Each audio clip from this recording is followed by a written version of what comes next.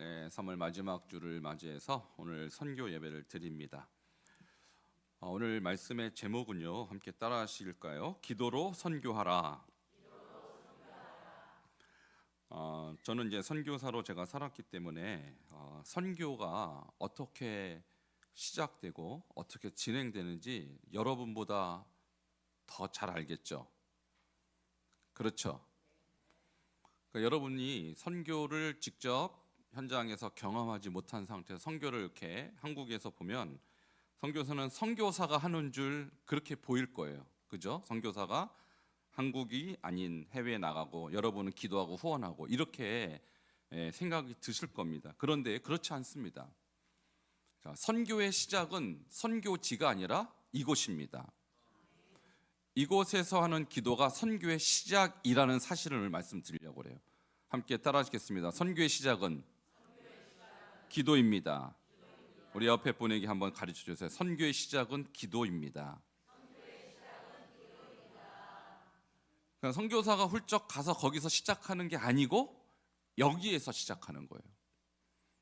그러니까 여기서 기도가 시작되지 않으면 현장에서도 기도가 이루어지지 않겠죠? 그러니까 오늘 그 얘기를 우리가 나누면서 우리가 여기에서 하는 기도가 선교에 얼마나 중요한지, 자, 그 부분을 오늘 함께 깨닫는 시간이 되시기를 바랍니다. 자, 지금 예수님이 사도행전 1장에 제자들에게 마지막 유언을 남기고 승천하셨어요. 그 유언이 사도행전 1장 8절이거든요. 다 아시니까 한번 암송하겠습니다. 시작. 오직 성령이 너희에게 임하시면 너희가 권능을 받고 예루살렘과 온 유다와 사마리아와 땅끝까지 이르러 내 증인이 되리라 하시니라. 이게 예수님의 마지막 일성입니다. 이 말씀을 마치시고 9절에 보니까 하늘로 올라가셨다고 그래요. 여러분, 우리가 누군가를 만나서 헤어질 때 마지막 한마디는 중요한 말입니다. 예수님이 제자들과 3년 반 같이 계셨고 죽고 부활하신 다음에 40일을 또 같이 계셨어요. 그리고 최후의 마지막 이 한마디 가지고 하늘로 올라가셨다고요. 근데 그 한마디가 예루살렘과 온 유대와 사마리아와 땅 끝까지 이르러 내 증인이 되리라 하시니라. 자, 그러니까 예수님이 공생에 40일 부활하시고 40일 동안에도 뭐라고 가르치셨냐면 하나님 나라의 일을 가르쳤다 이렇게 했어요. 하나님 나라의 일. 무슨 일이라고요? 하나님 나라의 일을 제자들한테 40일 동안 특별 레슨 했습니다. 그게 무슨 일일까요? 하나님 나라의 일이라는 게 기도하고 예배하고 선교하고 이런 일이겠죠. 그런데 하나님 나라의 일이란 것은 하나님 나라의 일이에요. 나라. 그러니까 지금 복음이 없는 곳에 복음을 전하고 사단이 정복하고 있는 곳에 하나님의 복음이 정복하는 일이 하나님 나라의 일. 다시 말하면 선교를 40일 동안 가르쳤어요, 제자들에게. 근데 제자들이 궁금했어요. 뭐가 궁금했냐면 1장 7절에 보면 아버지께서 하나님께서 우리에게, 자, 이 이스라엘 민족의 회복이 언제인지 궁금해서, 그래서 주께서 이 이스라엘의 회복을 언제 우리에게 허락하십니까? 라고 질문합니다. 그러니까 그 6절에 질문하니까 7절에 예수님이 그 질문을 듣고 답답했어요. 왜 답답해 하셨을까요? 40일 동안 누구 나라의 일을 말씀하셨어요? 하나님 나라 일이라는 것은 이스라엘만을 말하는 것이 아니라 이스라엘 밖에 있는 열방에 관한 얘기를 40일 얘기했는데 이스라엘 제자들은 뭐가 궁금한 거예요? 이스라엘의 미래가 궁금한 거예요. 이스라엘의 회복이 언제입니까? 그러니까 예수님이 답답했을까요? 이 제자들을 보고 흐뭇했을까요? 답답했습니다. 왜? 40일을 무슨 나라의 일을 얘기했는데요? 하나님 나라, 선교 얘기를 했는데 이 이스라엘 백성의 귀에는 그것이 들어오지 않았습니다. 저도 조금 그럴 염려가 있어요. 제가 여러분에게 지금 선교 예배 때마다 선교에 대해서 얘기하는데 여러분의 관심은 오직 대한민국에만 있을까 봐 걱정이 돼요. 그러시면 안 됩니다. 여러분 대한민국의 땅에 살고 있지만 여러분의 소속은 하나님 나라입니다. 여러분은 대한민국 국민으로서 살다가 죽으면 하나님 나라의 백성이 되는 거예요. 그러니까 어디에 관심을 가지셔야 돼요? 하나님 나라. 이게 천국이란 의미도 있지만 하나님의 나라가 천국에서 이 땅에 내려온 것이 선교입니다. 그러니까 예수님이 이 땅에 왜 오셨습니까? 하나님 나라를 이 땅에 심기 위해서 오신 거예요. 그래서 여러분 천국은 죽어서 가는 나라가 아니라 하나님이 이 땅에 예수님을 보내시면서 시작된 것이 천국입니다. 그래서 예수님이 뭐라고 해요? 회개하라. 무엇이 갖고 왔느니라? 천국이 가까이 왔느니라. 그래서 유대인이든 이방인이든 예수 믿고 회개하면 하나님 나라의 백성이 되는 것입니다. 우리 주님의 관심은 거기 있다라는 거예요. 근데 우리나라가 얼마나 잘 살고 우리나라가 얼마나 앞으로 부유하고 통일되고 이것도 중요합니다. 그러나 우리가 하나님 나라의 소속에 있다면 대한민국만을 관심을 가져서는 안 된다는 거예요.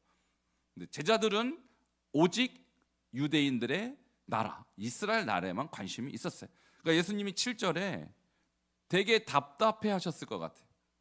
그래서 하시는 말씀이 때와 기한은 너희가 알 바 아니오 이렇게 얘기해요. 자, 그 말이 저는 어떻게 들리냐면 야 이놈들아 내가 그렇게 가르쳤는데 하나님 나라에 관심이 없고 오직 이스라엘 나라에만 관심을 갖느냐라는 예수님의 질책으로 저는 7절이 그렇게 느껴져요. 그리고 나서 다시 제자리로 돌이켜 주는 것이 8절입니다. 다시 한번 1장 8절 시작. 오직 성령이 너희에게 임하시면 너희가 권능을 받고 예루살렘과 온 유대와 사마리아와 땅끝까지 이르러 내 증인이 되리라 하시니라 하고 올라가셨다고요. 다른 말 안 하셨어요.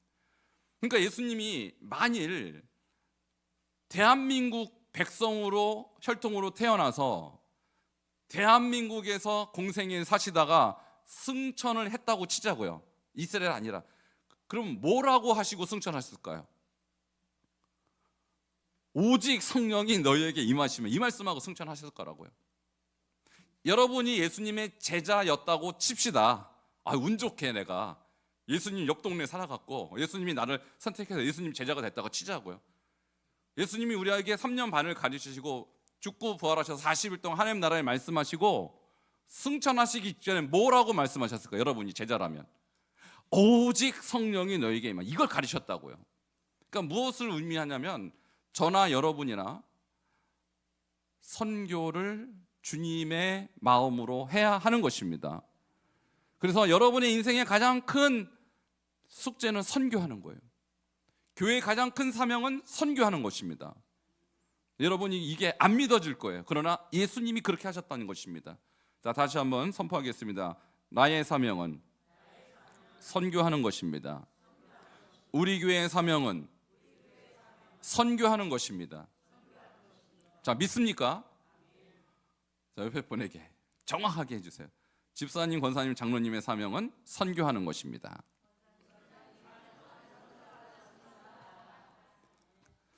여러분이 안 믿을까 봐 걱정해요. 저는 이게 안 믿을까 봐. 그런데 예수님의 관심은 선교예요. 예수님의 관심은. 그리고 이 말씀대로 제자들은 정말 성령을 받습니다. 성령을 받고 엄청난 기적을 일으키고 엄청난 부흥을 일으킵니다. 자, 그런데 문제가 생겼어요. 뭐냐면 사도들, 12사도들이 예루살렘과 온 유대와 거기까지 했어요. 사명을. 근데 어디까지 안 갔어요? 그 다음 어디까지 가야 되면 사마리아와 땅끝까지 가야 되는데 갔어요? 안 갔어요? 안 갔습니다. 여러분, 안 갔어요. 왜 안 갔을까요? 설마 우리가 사마리아까지 선교를 꼭 해야 돼? 설마 우리가 꼭 이방인까지 설교해야 돼? 주님이 그렇게 말씀하신 건 맞지만 꼭 내가 해야 돼? 라는 생각을 사도들이 가진 것입니다. 이게 불순종입니다. 그러니까 그 불순종에 대한 주님의 처방이 뭐냐면 8장 1절에 예루살렘에 박해를 일으킵니다. 그래서 다 사도회는 다 예루살렘을 떠나게 만드셨어요. 자, 그리고 나서 사도들이 말 안 들으니까 집사들을 통해서 사마리아 선교를 일으킵니다. 그 집사가 어느 집사님이에요? 네, 빌립 집사를 통해서 사도들이 안 했던 사마리아 선교를 감당하게 하고요. 그리고 스데반 집사의 순교를 통해서 사도 바울이라는 인물을 새로 주님이 세웁니다. 그러니까 12사도는 그때까지 선교 안 했어요. 순종 안 했어요. 근데 하나님이 어쩔 수 없이 또 다른 인물을 세웁니다. 왜? 선교가 너무너무 중요하니까. 주님이 선교 포기할 리가 없습니다. 그래서 사도 바울이라는 의외의 인물을 다시 세웁니다. 그리고 그 사람이 세운 공동체, 그 사람이 목회하는 공동체가 바로 오늘 우리가 13장에 읽은 안디옥 교회입니다. 자, 이 안디옥 교회가 바로 우리 반석중앙교회가 모델로 삼아야 하는 교회인데요. 그러면 이 교회가 선교를 어떻게 했나 보면 우리도 그렇게 그대로 따라가면 돼요.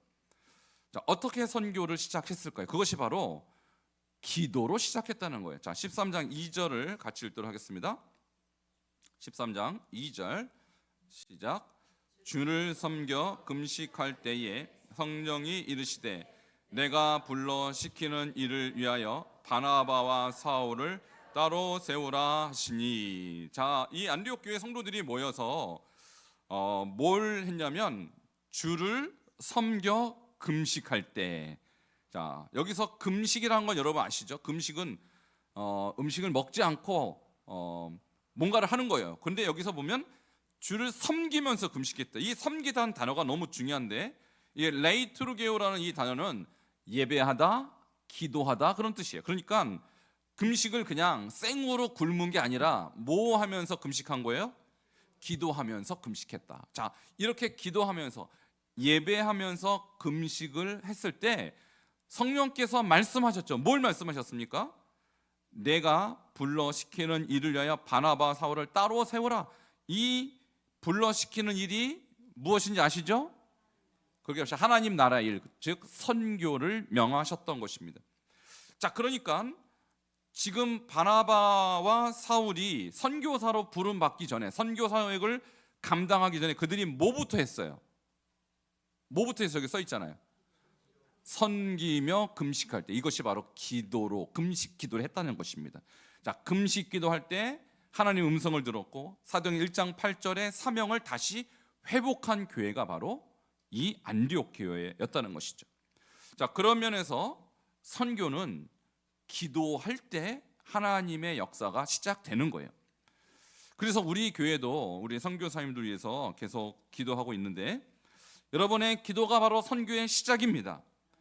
기도하지 않는 선교는 성공할 수가 없는 것입니다. 자, 13장 3절에 보면 이 음성을 듣고 그들이 더 기도하고 더 금식했다고 나와 있어요. 자, 13장 3절도 읽겠습니다. 시작. 이에 금식하며 기도하고 두 사람에게 안수하여 보내니라. 아멘. 자, 그러면서 이들은 더 금식하며 더 기도하고 나서 안수하여 선교사로 파송합니다. 여러분, 이와 같이 진짜로 선교사가 가기 전에 하나님이 선교를 위해서 먼저 우리에게 요구하시고 먼저 선교의 시작으로 주신 바로 사역이 기도라는 사역을 꼭 기억하시기를 축원합니다. 그래서 더 기도하셔야 되는 거예요. 자, 그러면 바울이 선교사로 가서 사역을 하면서 자기를 후원하고 자기를 위해서 기도하는 교회들이 있어요. 그 교회들에게 무엇을 요청했는지 보시면 역시 선교를 위해서 기도해달라고 그렇게 요청합니다. 자, 에베소서 6장 19절을 같이 보도록 하겠습니다. 시작. 또 나를 위하여 구할 것은 내게 말씀을 주사 나로 입을 열어 복음의 비밀을 담대히 알리게 하옵소서 할 것이니. 에베소 교회 편지하면서 그들에게 뭘 요청해요? 복음의 비밀을 담대히 알리게 하옵소서라고 기도해 주세요라고 에베소 성도님들에게 요청하는 것입니다. 함께 따라하시겠습니다. 복음의 비밀을 담대히 알리게 하옵소서. 자, 이와 같이 에베소서가 그러니까 기도 편지를 쓴 것입니다. 나 바울 선교사를 위해서 여러분이 기도할 제목은 이것입니다. 복음의 비밀을 담대히 알리도록 기도해 주십시오라고 요청했던 것입니다. 여러분, 에베소 교회가 그렇게 기도했을 것입니다. 그리고 바울은 정말로 복음의 비밀을 담대히 알렸을 것입니다. 여러분, 이와 같이 여러분이 하는 기도가 선교지 그대로 역사하는 줄 믿으시길 축원합니다. 기도가 선교의 시작이에요. 자, 골로새 교회도 똑같은 요청을 합니다. 골로새서 4장 3절을 같이 읽겠습니다. 시작. 또 기도하되 전도할 문을 우리에게 열어주사 그리스도의 비밀을 말하게 하시기를 구하라. 내가 이 일 때문에 매임을 당하였노라. 아멘. 골로새 교회도 뭐라고 요청합니까? 그리스도의 비밀을 말하게 하시기를 구하라, 이렇게 요청합니다. 그러니까 골로새 교회도 바울이 복음을 전해서 세운 교회인데 기도 편지를 쓴 것입니다. 뭐라고 요청합니까? 따라하시기 바랍니다. 그리스도의 비밀을 말하게 하시기를 구하라. 그러니까 우리 주보에 우리 선교사님들 명단이 있잖아요. 한번 쭉 보시기 바랍니다. 이렇게 한번 보시고, 이번에 우리 교단 연회 때 우리 선교사님들이 이제 연회에 참석하기 위해서 오셨는데, 정윤관 선교사님 오셨고요, 권성자 선교사님, 조중천 선교사님 지금 병원에 누워 계시거든요. 근데 그 부인 되시는 김문순 선교사님 오셨습니다. 자, 이분들이 우리 교단 선교사님이시고요. 쭉 내려가면 맨 마지막에서 두 번째 줄에 이상영 선교사님이 우리 교단에 이번에 허입이 되셨어요. 그래서 우리 교단 선교사님이 되셨고, 맨 마지막에 신춘화 선교사님, 국내 이주민, 역시 지금 중국인 교회를 개척하셨습니다. 샬롬 교회라는 교회를 개척하셨어요. 자, 이분들을 이번에 다 만났는데 이분들이 한결같이 우리 선교사님들이 요청하는 게 뭘까요, 여러분? 기도해 달라는 거예요. 그러므로 여러분, 오늘 이 명단 여러분 다시 한번 읽으시면서 앞으로 주보를 집에 가져가시기 바랍니다. 그리고 하루에 한 번씩 우리 선교사님 이름을 불러가며 기도해 주시기를 바랍니다. 이게 선교라는 거예요. 어떤 선교보다 위대한 선교가 바로 기도하는 것입니다. 바울도 에베소 골로새 교회에게 요청하잖아요. 복음의 비밀을 담대히 말할 수 있도록 기도해 주세요. 자, 뿐만 아닙니다. 데살로니가 교회도 똑같은 요청을 합니다. 자, 데살로니가 후서 3장 1절과 2절을 보겠습니다. 시작. 그토록 형제들아, 너희는 우리를 위하여 기도하기를 주의 말씀이 너희 가운데서와 같이 퍼져나가 영광스럽게 되고. 자, 뭐라고 기도해달라고 해요? 주의 말씀이 너희 가운데 같이 퍼져나가게 해달라고 기도를 요청합니다. 그리고 2절입니다. 같이 읽을까요? 시작. 또한 우리를 부당하고 악한 사람들에게서 건지시옵소서 하라. 믿음은 모든 사람의 것이 아니니라. 자, 데살로니가 후서는 두 가지 기도죠. 하나는 복음을 잘 전할 수 있도록 기도해달라. 두 번째는 부당하고 사악한 사람들이 우리를 건드리지 못하도록 그렇게 기도해달라고 요청합니다. 실제로 선교사님들이 박해 지역에서 엄청난 박해를 받습니다. 그런데 우리 그 선교사님들이 부당하고 악한 사람에게 건진받도록 여러분이 중보할 때 주님께서 지키실 줄 믿습니다. 이렇게 기도를 꼭 해야 한다는 것입니다. 근데 바울만 이렇게 요청한 것이 아니라 예수님도 선교에 있어서 기도가 얼마나 중요한지를 가르쳐 주셨습니다. 자, 그 얘기가 마태복음 9장 37절과 38절에 기록이 되어 있어요. 함께 37절 보겠습니다. 시작. 이에 제자들에게 이르시되 추수할 것은 많되 일꾼이 적으니. 여러분, 여기서 일꾼이 누구일까요? 저기 제가 써놨어요. 선교 사역자를 말하는 것입니다. 추수는 복음을 전해서 예수님을 믿게 하는 것이 선교, 다시 선교하는 것이 추수인데, 지금 예수님이 돌아다니다 보니까 병든 자, 눈먼 자, 귀신 들린 자 너무너무 많은 거예요. 그러니까 예수님이 일일이 다 고쳐주셨어요. 그런데 예수님 혼자 다 못 고칩니다. 너무 많으니까. 그러니까 예수님이 제자들한테 뭐라고 말하냐면 추수할 것이 너무 많다. 무슨 얘기입니까? 복음을 전해야 될 사람이 너무 많다라는 거예요. 근데 뭐가 적어요? 일꾼이 적어요. 일꾼. 여기서 일꾼은 바로 예수님처럼 복음을 전할 사람이 너무 적다라는 거예요. 현재는 예수님과 12제자뿐이죠. 여러분 생각해 보십시오. 12제자 갖고 그 수많은 유대인들 다 복음을 전할 수 있겠습니까? 너무나도 적은 것이죠. 그러니까 예수님이 이제 너희가 그러면 뭐 하라? 기도하라는 거예요. 38절. 무슨 기도를 하라는 것일까요?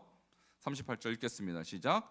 그러므로 추수하는 주인에게 청하여 추수할 일꾼들을 보내주소서 하라 하시니라. 아멘. 그 제자들한테 뭐라고 얘기하냐면, 제자들아, 너희가 12명이 이 많은 사람들을 전도할 수 있겠니? 추수할 수 있겠니? 예수님 생각할 때 어렵다는 거예요. 그럼 누가 더 필요하냐? 너희 같은 일꾼들이 필요하다. 그러니 너희들이 할 일은 전도도 해야겠지만 뭐도 하라는 거예요. 기도하라, 기도하라. 우리 하나님께 기도해서 너희들과 같은 일꾼을 많이 보내달라고 기도하라는 거예요. 자, 이 말씀은 뭐냐면, 앞으로 세계 선교를 감당해야 되는데 너희 12명 갖고 부족하다. 더 많은 제자들, 더 많은 선교사들, 더 많은 사람들을 주님께서 보내달라고 기도하라는 것입니다. 자, 이와 같이 사도 바울도, 예수님도 선교에 있어서 기도를 강조하셨습니다. 그렇다면 우리도 앞으로 선교하는 데 있어서 그저 선교비를 보낸 것으로 만족하지 말고 더 기도해 주시기를 주님의 이름으로 부탁합니다. 자, 선교 역사에 있어서 정말로 기도를 많이 한 공동체가 있습니다. 이분들의 기도는요, 무려 100년 동안 지속된 그런 기도인데요, 그분들을 모라비안 교회라고 합니다. 여러분, 이 모라비아라는 지역은 지금의 체코에 있었어요. 그런데 이 기독교인들이 종교 개혁을 일으키면서 존 후스라는 사람의 영향을 강력하게 받고 정말로 제대로 신앙생활을 해보고자 하니까 카톨릭에서 방해를 하고 박해를 했습니다. 그러니까 이분들이 피신을 하러 간 것이 독일이었어요. 그래서 독일에서 이분들의 신앙생활을 하는 공동체가 생겼는데 그 공동체 이름이 바로 모라비안 교회였습니다. 자, 이분들은 얼마나 선교에 대해서 강력한 도전을 받았는지 1727년부터 기도를 시작했어요. 그리고 어떻게 기도냐면 24시간 기도를 하는데 1년 내내 릴레이 기도 운동을 한 것입니다. 예를 들면 이렇게 하는 거예요. 오늘은 아무개 집사님, 아무개 집사님 두 사람씩 매일 1시간씩 릴레이를 하는 거예요. 이분들의 공동체를 그때 보니까 숫자가 한 600명쯤 있었습니다. 근데 600명 되는 사람이 24시간 동안 나는 몇 시에, 우리 교회도 중요한 행사할 때마다 릴레이 기도를 하지 않습니까? 그 기도를 우리는 보통 1년에 한두 번 하잖아요. 근데 이분들은 1년 내내 했어요. 그리고 그것이 몇 년이 지속됐냐면 100년간 지속됐어요. 몇 년간요? 근데 왜 안 놀래세요? 우리 교회는 1년에 한두 번 한다 그랬잖아요. 그렇게 하는 것도 쉽지 않아요. 특별히 새벽 2, 3시에 걸리면 아이고 죽었네 하고 해야 되는 거예요. 근데 이분들은 100년을 했다고요. 좀 놀래주시기 바랍니다. 이게 여러분 감정이 메말르셨어요. 저는 이 얘기를 듣고 정말 놀랬습니다. 와, 자, 같이 한번 놀라겠습니다. 와, 100년 동안. 여러분, 선교는 기도입니다. 기도하면 선교가 일어나는 것입니다. 그래서 24365 운동이 시작한 거예요. 여러분 한번 따라 하시기 바랍니다. 24365. 실제로 우리나라의 선교 단체 중에 하나가 순회 선교단, 대표가 김용의 선교사님이신데, 이분이 제가 사역했던 선교지에 오셔서 24365 운동을 진짜 시작하셨어요. 우리 선교사님들 또 교회 성도들 자기가 시간을 딱 정해놓고 선교지를 위해서, 하나님 나라를 위해서 기도하는 운동 지금도 하고 있습니다. 24365. 하루 24시간 중에 1시간을 선교를 해서 떼어놓고 기도하는 거 지금도 하고 있어요, 여러분. 이렇게 100년간 기도했더니 어떤 역사가 일어났을까요? 자, 1732년부터 1760년까지 통계가 있는데 28년간 보낸 선교사의 숫자가 226명이라고 그래요. 여러분 안 놀랐습니까? 이 교회가 성도가 몇 명이었다고 그랬어요? 600명인데 226명이 선교사라고 나갔다고. 좀 놀래주시기 바랍니다. 자, 함께 이게 어떻게 놀래든지 모르시는, 와, 함께 놀래주시면, 와, 600명 성도인데 226명이 이렇게 나가고 평균 12명 중에 1명이 선교사로 헌신했대요. 좀 놀래주시기 바랍니다. 와, 놀랄 줄도 몰라 진짜. 12명에 한 명이 선교사로 나갔다니까요, 여러분. 이게 뭐의 결과라고요? 기도의 결과, 기도의 결과. 우리 교회로 따지면 우리 교회 100명으로 잡자고요. 그러면 여기서 한 8명, 9명은 선교사 나가셔야 된다는 얘기예요. 되게 부담 갖죠, 그죠? 근데 그게 처음부터는 어렵지만 기도하면 하나님께서 역사하시는 것입니다. 그러니까 저도 꿈이 생겼어요. 우리 교회를 앞으로 모라비안 교회로 만들어 버리자. 할렐루야. 왜 웃으세요? 아멘 하시기 바랍니다. 우리 교회가 모라비안 교회가 될지어다. 얼마나 멋져요. 성도의 12분의 1. 웬만하면 선교사 다 나가는 거예요. 웬만하면. 여러분, 이게 축복인 줄 믿으시기 바랍니다. 이 교회는 사도행전 1장 8절을 받아들인 거예요. 사도행전 1장 8절을 자기의 교회의 비전으로 삼은 거예요. 이게 남의 얘기가 아니라 내 얘기다. 나에게 주신 말씀이다. 여러분, 성경에 있는 말씀은 단 한 구절도 내가 골라서 버릴 말씀이 없습니다. 어떤 말씀이든 하나님의 음성으로 받으시기 바랍니다. 이것을 이 모라비안 교회가, 여러분, 기독교 개신교가 1517년에 개혁을 시작했잖아요. 근데 1517년부터 200년이 지난 게 1732년쯤 되거든요. 그죠? 그런데 이 모라비안 교도, 이 교회가 보낸 숫자가 나중에 보면요, 어떻게 나오냐면, 자, 1930년까지가 나와요. 모라비안 교회를 통해서 3,000명이 선교사로 파송받습니다. 안 놀랍니까 이것도? 자, 한번 놀라시기 바랍니다. 와, 이 몇 년 만에 약 300년 지났죠. 약 300년. 300년 동안 3,000명을 보냈다. 그럼 매해 10명씩 보낸 거예요. 매해 10명씩. 근데 우리 소위 말하는 정통 교회들은요, 이 모라비안 교회가 이렇게 보낼 동안 모라비안 교회보다 못 보냈어요. 한 교회가 이렇게 많은 일을 했는데 전체 교회가 모라비안 교회보다 훨씬 적은 숫자를 선교사로 보냈다는 사실입니다. 저는 이 사실을 통해서 교회가 큰 것이 중요한 게 아니라, 사람이 많은 것이 중요한 게 아니라 하나님 말씀에 순종하는 것이 중요하다고 저는 확신합니다. 이 한 교회가 믿었더니 놀랍게도 우리 웨슬리, 감리교회 창시자 웨슬리 목사님이 이 모라비안 성도들에게 영향을 받아서 회심하고 세계는 나의 교구다, 세계적인 사역자가 된 것입니다. 그러니까 모라비안 성도들의 이 영성은 우리 웨슬리 목사님을 탄생시킨 영성이라는 거예요. 그런 면에서 우리도 이 모라비안 교회들의 기도를 배워야 할 것입니다. 그래서 우리 교회도 앞으로 더 선교를 위해서 기도해야 합니다. 여러분, 이 주보에 있는 선교사들 명단을 가지고 하루에 한 번씩, 이거 그냥 명단만 읽으셔도 돼요. 우리 선교사님들 얼굴도 여러분이 다 모를 것 같습니다. 그러나 여러분이 기억나시는 인물 있으시면 조금 더 집중해서 기도하시고, 특별히 여러분 각 선교회에서 후원하는 선교사님들은 더 집중적으로 기도해 주시기 바랍니다. 이번에 만난 선교사님들 중에서 우리 조중찬 선교사님은 아직도 3년째 병원에 누워 계시는데, 그래도 지난번에 전화가 한번 왔어요. 많이 좋아졌다. 전에는 말도 못했습니다. 대화가 할 수준이 아니었어요. 지금은 대화가 가능한 수준으로 많이 좋아졌는데, 그동안 3년 동안 거기서 입원하니까 병원비가 얼마나 많이 나왔겠습니까? 정말 막막한 상태에서 지금도 보내고 계신데, 여러분도 기도해 주시고 또 주변에 있는 많은 분들이 기도해 주셨더니 기적이 일어났어요. 어떤 기적이냐? 갑자기 CTS에서 이 조중찬 목사님이 현재 상황이 어떻다 하는 것을 알고 취재가 나온 거예요. 그래서 이 조중찬 목사님의 상황을 취재해서 CTS에 이게 올라왔습니다. 그랬더니 이제 후원의 손길들이 많이 모아져서 그동안 빚진 거, 아직도 빚이 많이 있지만 치료비로 그래도 상당수 지금 빚을 해결하고 그렇게 치료를 받고 있다고 합니다. 우리 조중창 선교사님 최근에 CT에서 올라온 그 영상, 짧은 영상이 같이 보내주세요.